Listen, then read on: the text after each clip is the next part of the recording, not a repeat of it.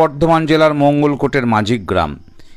এই গ্রামের অধিষ্ঠাত্রী দেবী শাকম্ভরীর বিবাহ অনুষ্ঠান ঘিরে মেতেছেন গ্রামবাসীরা।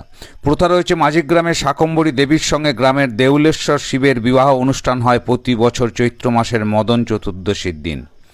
বিয়ের যাবতীয় আয়োজন করা হয়। নহবত গেট, ছাদনাতলা থেকে সব কিছুর উপাচার তৈরি থাকে। বরযাত্রীদের সঙ্গে বর দেউলেশ্বর শিব আসেন কনের বাড়ি শাকম্ভরী মন্দিরে। ছাদনাতলায় শুভদৃষ্টি মালাবদল পর্যন্ত হয়। এরপর সিঁদুরদানের আগেই বরপক্ষ ও কনেপক্ষের মধ্যে তুমুল বাদানুবাদ সৃষ্টি হয়। দুই পক্ষের মধ্যে বাক বিতণ্ডার জেরে ভেঙে যায় বিয়ে।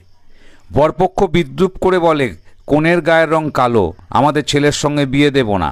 কনেপক্ষ পাল্টা জবাব দেয়, বর বুড়ো হয়ে গেছে, অমন বুড়ো বরের সঙ্গে আমাদের সোনার মেয়ের বিয়ে দিতে চাই না। শেষে ফিরে যান বর।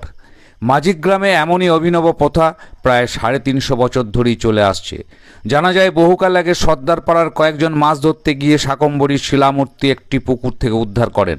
স্বপ্নাদেশ পেয়ে সেই মূর্তি বটব্যাল পরিবার পুজোর দায়িত্ব নেন। এখন